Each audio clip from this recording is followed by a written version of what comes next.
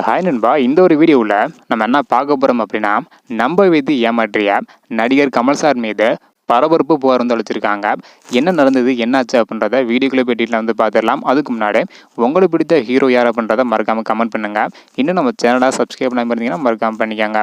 Okay நண்பா, வாங்க நினைக்கிற வீடியோக்குள்ளே போகலாம். ஓகே நண்பா, நடிகர் கமல் சார் மீது எந்த ஒரு காரணத்தினால புகார் அளிச்சிருக்காங்க அப்படின்றத பார்க்கறதுக்கு முன்னாடி, இயக்குனர் லிங்குசாமி திருப்பதி பிரதர்ஸ் என்னும் பட தயாரிப்பு நிறுவனத்தின் மூலம் கடந்த 2015ஆம் ஆண்டு கமல் சார் நடிப்பில் வெளியான உத்தம வில்லன் திரைப்படம் மிகப்பெரிய நஷ்டத்தை வந்து ஏற்படுத்தியிருந்தது.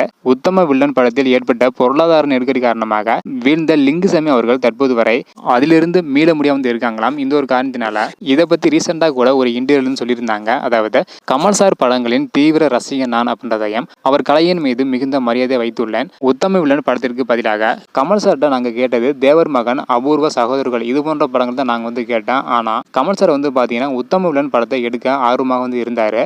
அது என்னுடைய கனவு படம் என்று கமல் சார் வந்து சொன்னாரு. தைரியமா பண்ணுங்க, ஏதாவது பிரச்சனை வந்தா நான் வந்து பாத்துக்கிறேன் அப்படின்னா கமல் சார் வந்து வாக்குறுதி வந்து கொடுத்திருந்தாங்களாம். ஆனா படம் வந்து பாத்தீங்கன்னா யாருமே எதிர்பாராத விதமாக மிகப்பெரிய ஒரு தோல்வி படமாக வந்து அமைந்திருந்தது. இதனால லிங்குசாமி அவர்களுக்கு மிகப்பெரிய நஷ்டம் வந்து பாத்தீங்கன்னா ஏற்பட்டுருந்துச்சாம். இந்த ஒரு காரணத்தினால 30 கோடிக்கு ஒரு படத்தை பண்ணித்தரேன் அப்படின்னா கமல் சார் வாக்குறுதி வந்து கொடுத்திருந்தாங்களாம். இந்த ஒரு நிலையில தான் தற்பொழுது நடிகர் கமல் சார் மீது தயாரிப்பாளர் சங்கத்துல லிங்குசாமி அவர்களின் திருப்பதி பிரதர்ஸ் நிறுவனம் புகார் வந்து அளித்திருக்காங்க. அது என்ன சொல்லியிருக்காங்க அப்படின்னா, உத்தம வில்லன் படத்தால் ஏற்பட்ட நஷ்டத்துக்கு ஈடாக தங்கள் நிறுவனத்தில் இன்னொரு படத்தில் நடிகர் கமல் சார் நடிக்க வேண்டும் என்பதையும், தங்கள் நிறுவனத்தில் இன்னொரு படத்தில் நடிப்பதாக சொன்ன கமல் சார் தற்போது வரை கால் ஷீட் கொடுக்கவில்லை அப்படின்றதையும், மேலும் நடிகர் கமல் சார் கால் ஷீட் கொடுத்து 30 கோடிக்கு எங்களுடைய நிறுவனத்தில் நடிச்சு தர வேண்டும் அப்படின்னு அந்த ஒரு மனுவில் வந்து சொல்லியிருக்காங்க. இது நடந்து வந்து பார்த்தீங்கன்னா 9 வருடங்கள் ஆகுது. 9 வருடமாக கமல் சார் எதையும் வந்து கண்டுக்கலையாம். அதனால தான் இந்த ஒரு புகார் வந்து அளிச்சிருப்பதாக லிங்குசாமி அவர்கள் வந்து அறிவிச்சிருக்காங்க.